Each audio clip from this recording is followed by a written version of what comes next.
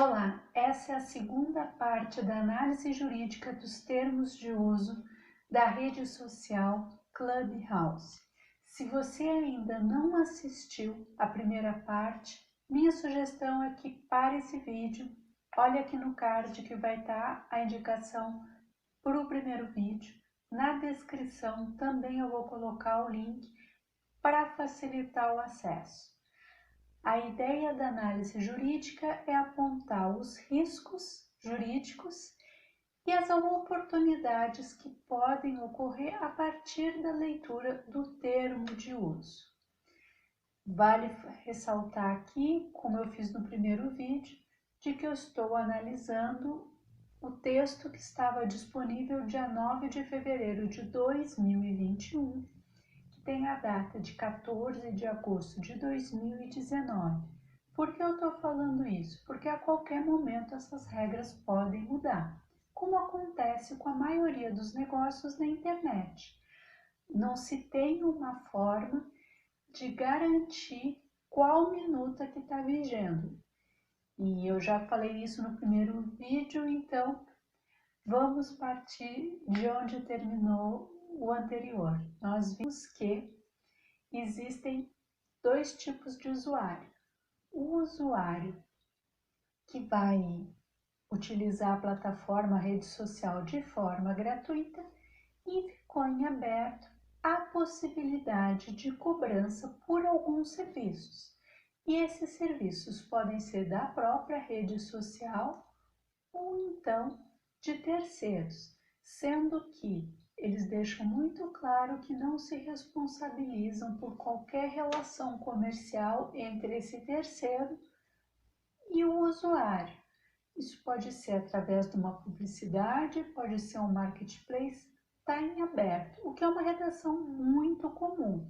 Afinal de contas, se você vai fazer um negócio e você ainda está validando como ele funciona, não tem como deixar tão amarrado assim. Talvez você esteja se perguntando o quanto a previsão dessa isenção de responsabilidade é eficaz. E aqui vale a pena lembrar de que nós estamos falando de uma empresa que não é brasileira. Lá nos termos de uso, consta que a lei aplicável é a do estado da Califórnia. Então, talvez de acordo com o estado da Califórnia, seja possível esse tipo de isenção. Tem uma outra cláusula que para o direito brasileiro também é bem curiosa, digamos assim, mas que se encontra muito nos contratos americanos, que é um limite para a indenização. O que eles falam lá é que qualquer problema que exista, não é possível entrar em ação coletiva, os usuários não podem entrar numa ação civil coletiva contra eles por algum problema que venha a ocorrer, e que o máximo da indenização é $100 ou a restituição de algum valor que eles tenham recebido em decorrência do problema que surgir. Aqui no Brasil, esse tipo de disposição não existe, mas eles colocam ali um parágrafo falando, olha, nos locais em que esse tipo de limitação para indenização não for possível, então essa cláusula deve ser considerada como não escrita, o que está ok, não tem problema algum, já que é um contrato de âmbito mundial. É claro que vão ter disposições que valem para um país e não valem para outro. Assim como eles também prevêem uma arbitragem de acordo com determinadas regras. Tem lá o Tribunal Arbitral decidido, que eles já elegeram. E para nós isso, numa relação de consumo, não vale. Entre duas empresas, pela nossa lei de arbitragem, se você define numa relação privada utilizar uma arbitragem, o judiciário vai dizer, essa questão não é comigo. Então, a gente já vai ver os 4 tipos de usuários que eles prevêem nos termos de uso, e um deles não é pessoa natural, é a empresa. E aí, numa relação entre duas empresas, é permitido definir uma arbitragem. E aí teria que ver as condições dessa Câmara Arbitral que eles já selecionaram. E essa questão de falar de um contrato internacional, eu vejo no dia a dia que gera uma certa confusão nas pessoas. Então, vale a pena lembrar que todos nós, pessoas naturais, nós temos uma lei pessoal que é de acordo com a nossa nacionalidade, e existe uma lei territorial que está relacionada com o local onde nós estamos. Então, por exemplo, aqui no Brasil, um estrangeiro em território brasileiro, ele tem as mesmas condições que um brasileiro nato. Isso porque nós somos um país que recebe muito imigrante. Imagina a confusão se nas decisões nós viéssemos a utilizar a legislação de outros países. Então, coloca todo mundo igual na legislação brasileira. Isso não acontece em outros países. Na verdade, é muito comum que o estrangeiro tenha menos direitos ou receba, por exemplo, até mesmo um salário menor simplesmente pela condição de estrangeiro. Então, quando uma empresa é do mesmo país, ela, além de utilizar aquela legislação que você já está acostumado, o risco de ela se mandar se der algum problema é bem menor.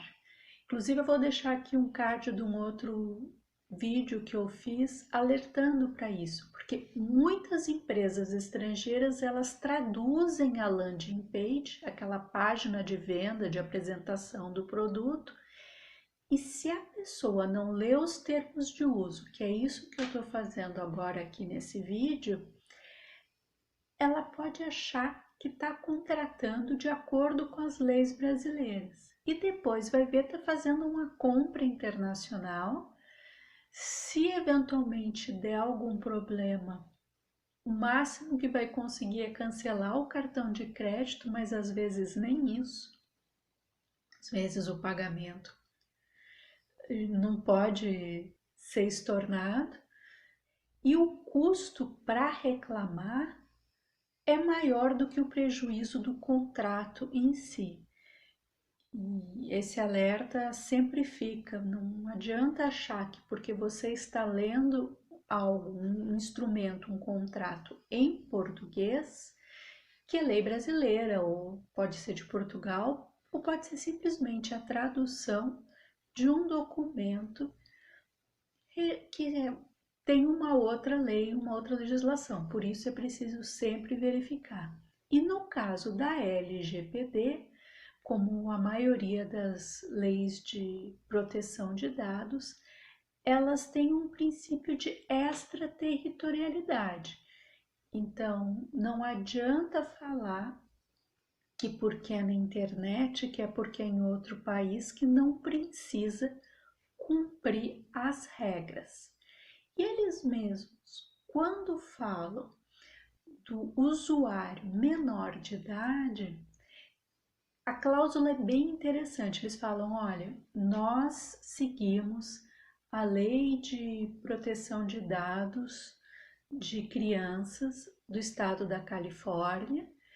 Então, toda criança na verdade, todo indivíduo com menos de 13 anos, para poder utilizar, precisa de autorização dos pais.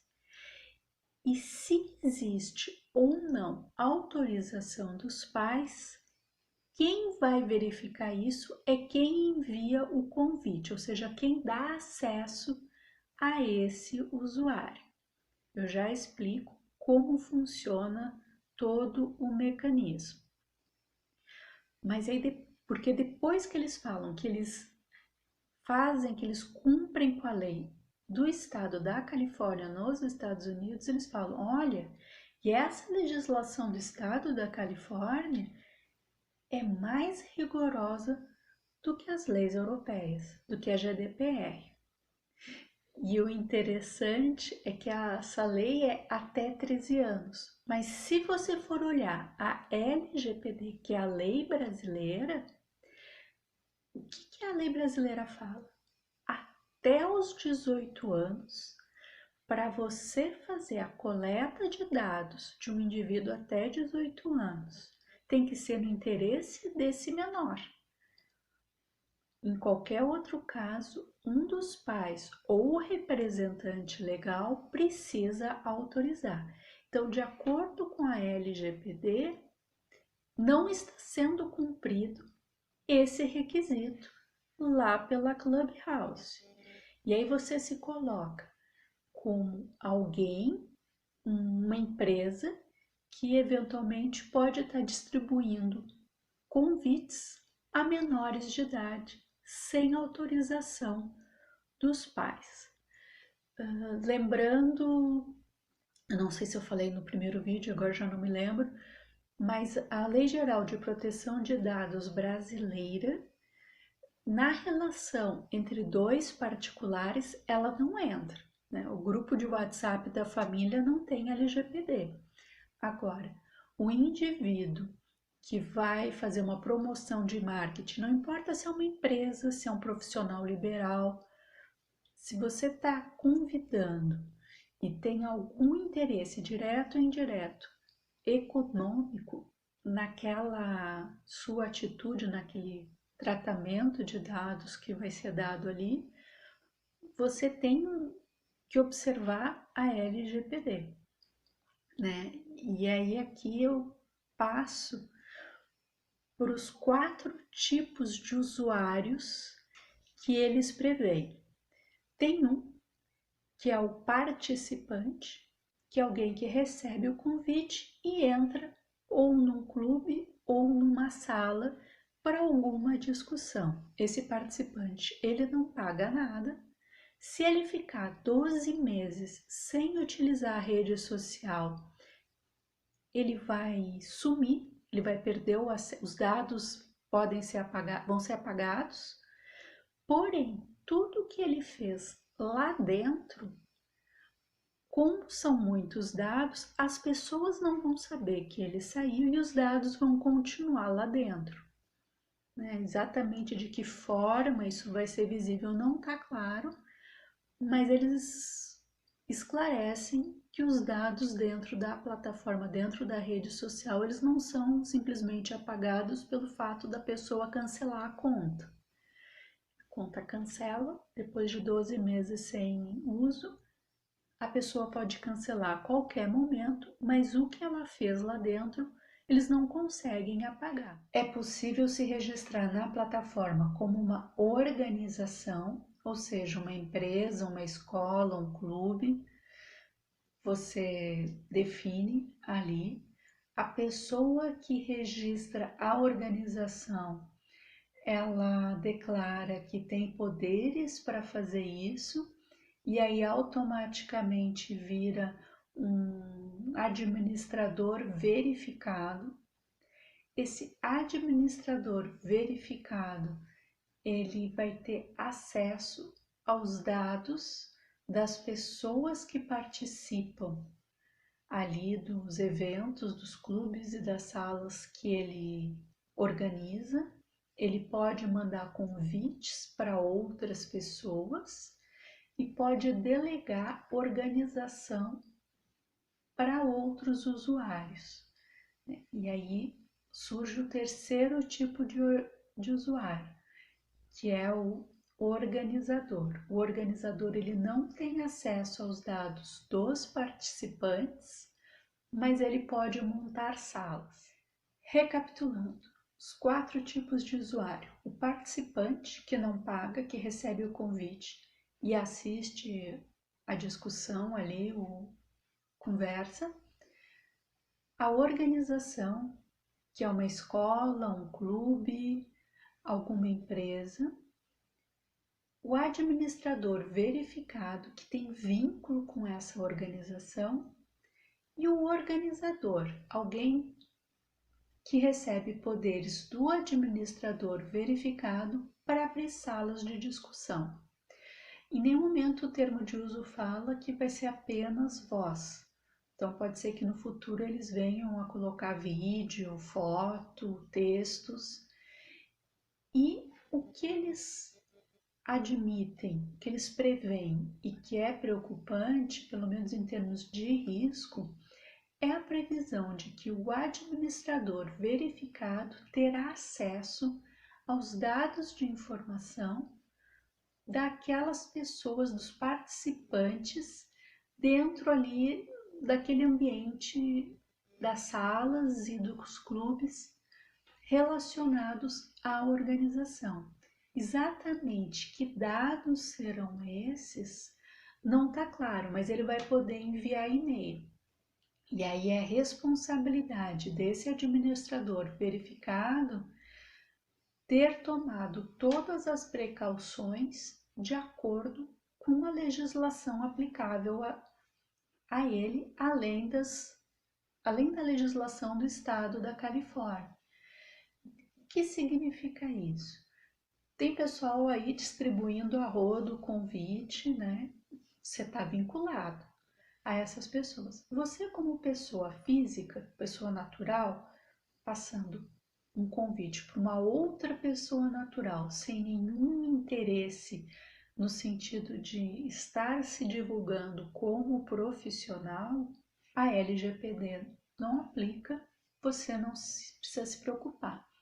Agora, se você é uma organização e através de você, pessoas começam a ter acesso ali à rede social, a Clubhouse, e você vai passar alguma mensagem, algum e-mail para essas pessoas, nem que seja um PDF de apresentação, um segundo passo depois do primeiro contato dentro da sala. Se você não teve um consentimento anterior dessas pessoas, além do risco do convite poder ser confundido com spam, você não simplesmente começar a enviar ou entrar em contato com as pessoas em decorrência da Clubhouse, isso não é suficiente para a LGPD, pelo menos eu não entendo assim. Eu não posso simplesmente sair mandando e-mail, SMS para as pessoas porque eu descobri que elas passaram na frente da minha loja ou que elas entraram dentro do meu evento. Então, né, aquele famoso ler o código de barras do crachá. Hoje, a não ser que você tenha colocado uma regra clara antes, não é possível. Então, teria que ter um controle prévio à distribuição dos convites quando essa distribuição ela não é da pessoa natural para outra pessoa natural. Você passando para um amigo, para uma amiga ou por um familiar, nenhum problema. Você passando por um cliente ou para fazer um network, pensando numa parceria, porque existe atrás disso um interesse econômico, já pode acender um sinal amarelo. Mas é claro que tudo isso vai depender de como a plataforma vai se desenvolver, lembrando que se eles mudarem a forma de acesso ou se eles mudarem o trâmite lá dentro, a usabilidade da plataforma, eles podem fazer isso a qualquer momento e o máximo que você vai poder é se desligar da plataforma, mas seus dados vão continuar presentes lá dentro, porque eles não vão deletar.